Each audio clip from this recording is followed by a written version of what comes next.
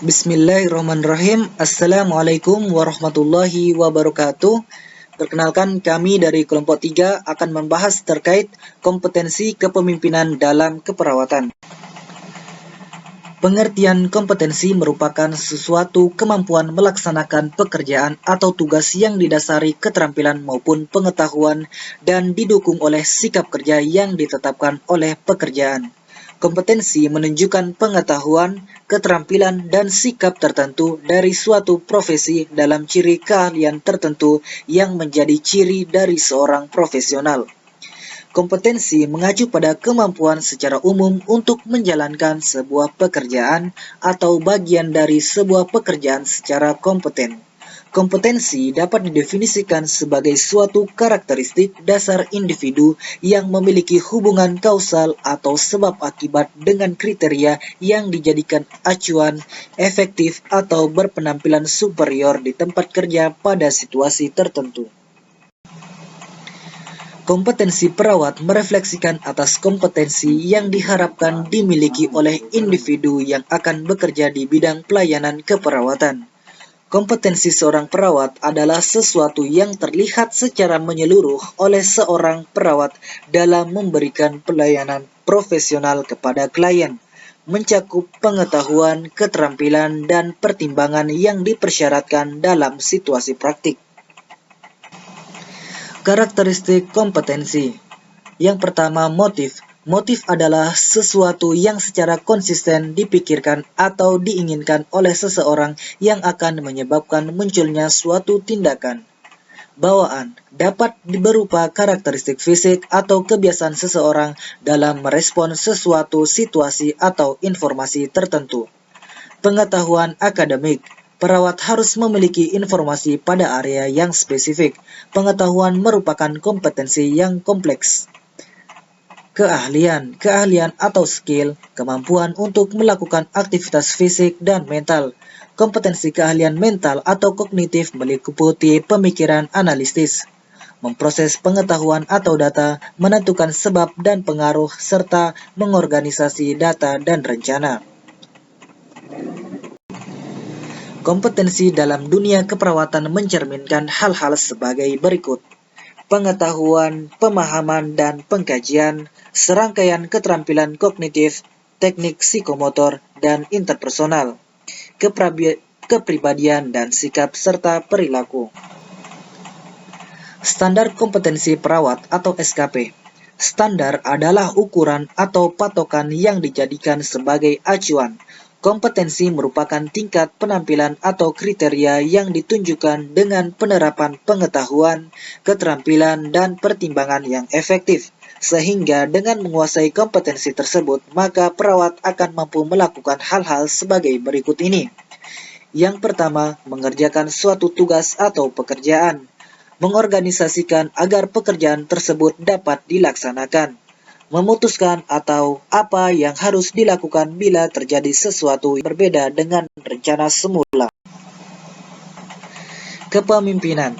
Pengertian dari kepemimpinan merupakan suatu kemampuan yang dimiliki seseorang sejak lahir maupun lahir dari perilaku dalam mempengaruhi dan mengarahkan staf melakukan pekerjaan yang telah ditugaskan kepada mereka. Fungsi dari kepemimpinan. Yang pertama, mempengaruhi orang lain, motivator, model atau tauladan, membuat keputusan.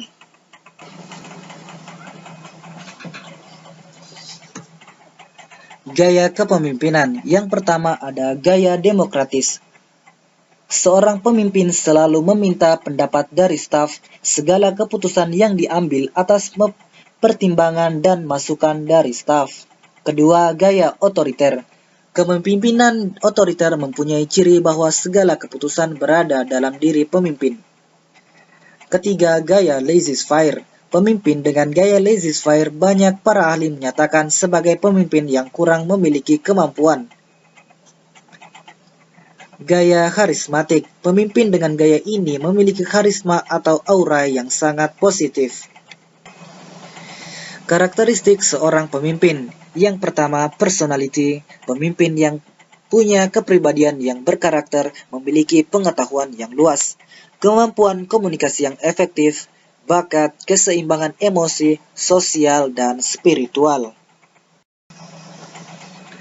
Lingkup garapan kepemimpinan dalam pelayanan keperawatan meliputi yang pertama, ruang rawat inap, bidang keperawatan, direktur keperawatan, dekan Fakultas Ilmu Keperawatan, rektor universitas, ketua stikes, penanggung jawab tim, penanggung jawab shift, manajer kasus.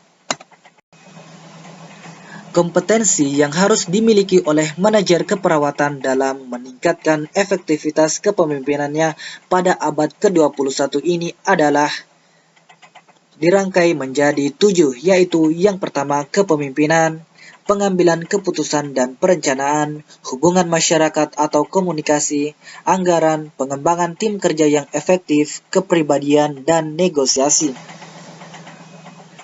Contoh studi kasus. Kepemimpinan organisasi rumah sakit memainkan peranan yang sangat penting, bahkan dapat dikatakan salah satu faktor penentu dalam pengelolaan kegiatan pelayanan kesehatan. Rumah sakit adalah salah satu organisasi yang melalui tenaga medis profesional yang terorganisasi serta sarana kedokteran yang permanen, menyelenggarakan pelayanan kedokteran dan asuhan keperawatan yang berkesinambungan dan memenuhi kebutuhan pelayanan kesehatan masyarakat yang dibina. Secara struktural, pimpinan rumah sakit adalah penentu kebijakan tertinggi dalam operasional suatu rumah sakit. Dalam pelaksanaan tugasnya tersebut, pimpinan rumah sakit dibantu oleh kepala-kepala bagian atau bidang yang ada dalam rumah sakit. Kepala-kepala bidanglah yang secara langsung berhubungan dengan staf-staf rumah sakit dalam memberikan pelayanan, yaitu para dokter, staf, dan perawat. Gaya kepemimpinan yang diterapkan oleh Direktur RSUD Sayang Rakyat sangat berpengaruh pada terciptanya tujuan organisasi. Oleh karena itu, pemimpin dituntut untuk memberikan pengarahan dan bimbingan terhadap bawahan sehingga diharapkan tujuan dari organisasi dapat dicapai dengan baik. Rumah Sakit Umum Daerah Sayang Rakyat adalah salah satu rumah sakit milik pemerintah Provinsi Sulawesi Selatan yang didirikan dengan harapan pemerintah provinsi untuk meningkatkan pelayanan kesehatan di Sulawesi Selatan, terutama bagi pasien kurang mampu yang mendapatkan pelayanan kelas 3. Fenomena sekarang ini adalah banyaknya pemimpin yang kurang memainkan perannya dalam organisasi, baik itu di kantor-kantor pemerintah sampai pada rumah sakit milik pemerintah. Masalah yang paling sering dijumpai adalah pemimpin kurang memberikan perhatian terhadap lingkungan sekitarnya atau bawahannya.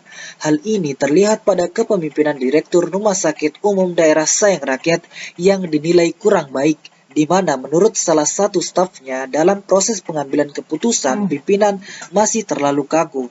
Keputusan yang diambil harus mutlak oleh pemimpin dan tidak bisa diganggu-gugat.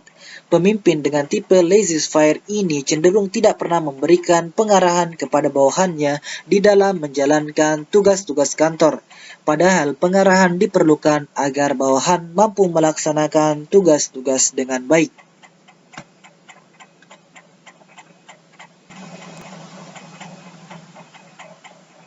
Sudah, Cek.